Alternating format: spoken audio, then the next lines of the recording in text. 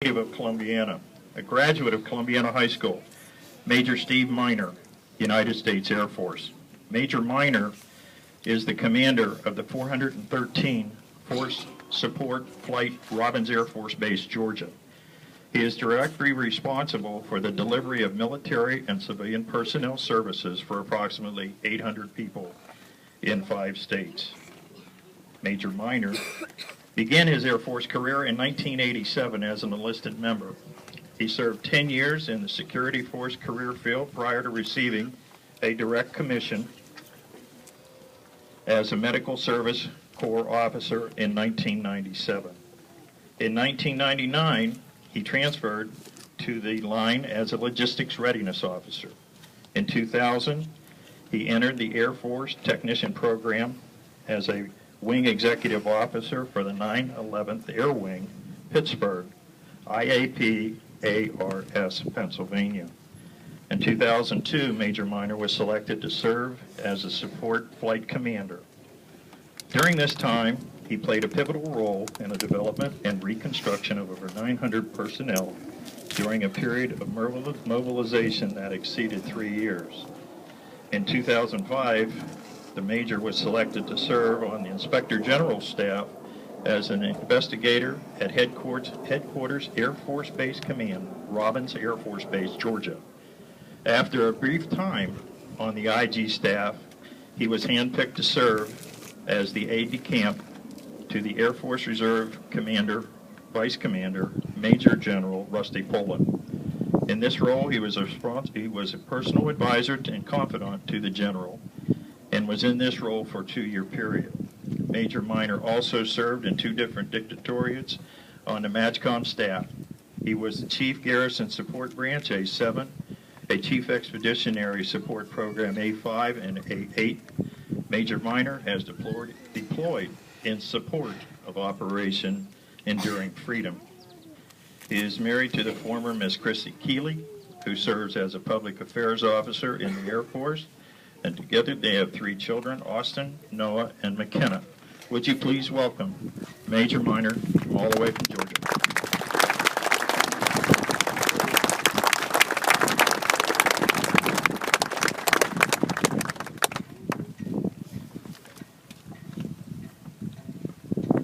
If you take nothing else away from those introductory remarks, take away that I can't hold a job. Mr. Becker, thank you very much for the kind remarks. There are several generations represented here today.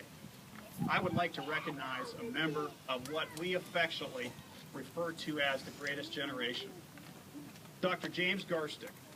Dr. Garstick served his country proudly in the United States Navy during World War II. Thank you for your service to your country and to your community, Dr. Garstick. Wave your hand for us. Thank you.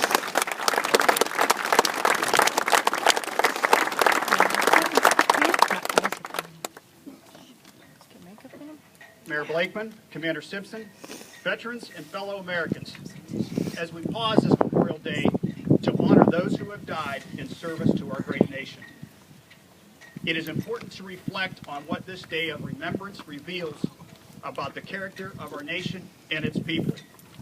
As a nation, we have fought many wars, both before and after the Civil War, to include the American Revolution, World Wars I and II, Korea, Vietnam, the Persian Gulf, operations Iraq and Afghanistan, and today, the fight with the quickly evolving ISIS.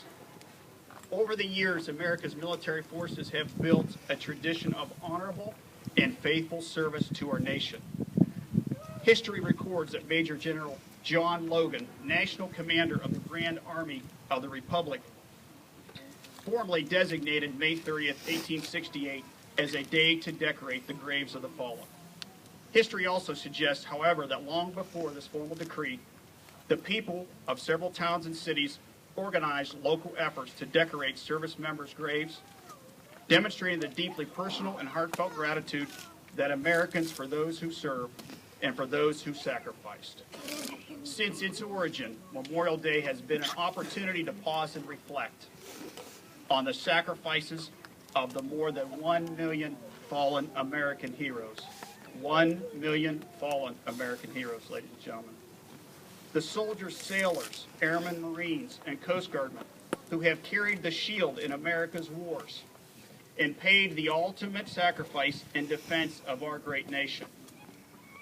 Americans understand the cost of war.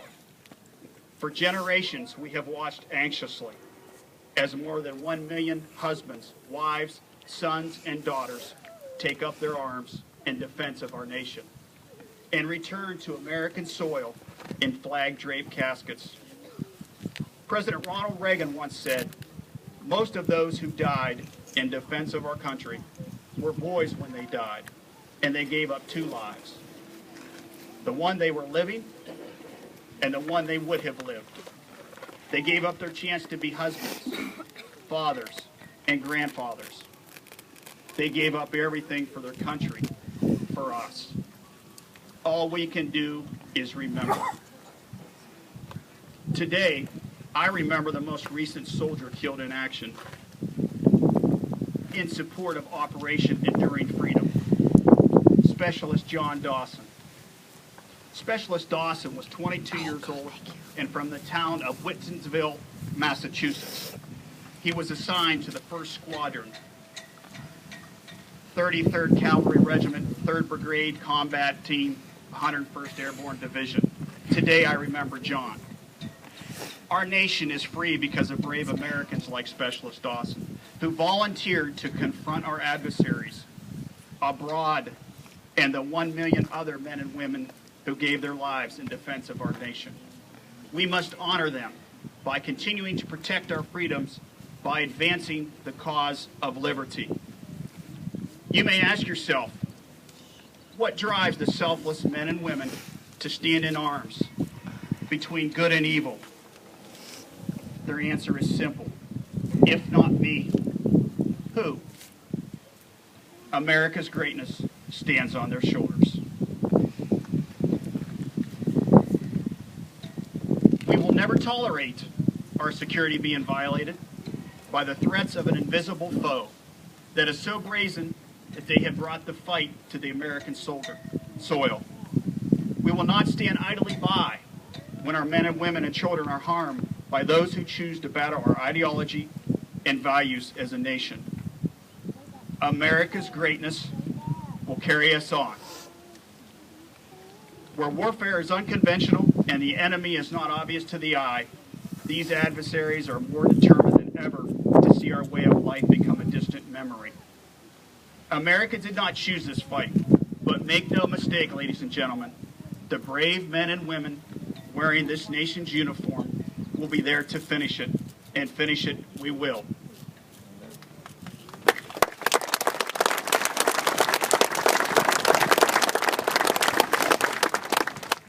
On this somber day of reflection, we must also remember a special group of veterans, Americans still missing and unaccounted for from Vietnam, Korea, the Cold War, and World War II. We also honor them here today. They deserve our best efforts to achieve the fullest possible counting in dead or alive to bring them home. Today I'm reminded of the very fitting words found on graves and war memorials around the world. When you go home, tell them of us and say for their tomorrow, we gave our today. On behalf of a grateful nation, we pledge to never forget the sacrifice those patriots made, and let us use our gift of today to honor them. Thank you, and God bless America.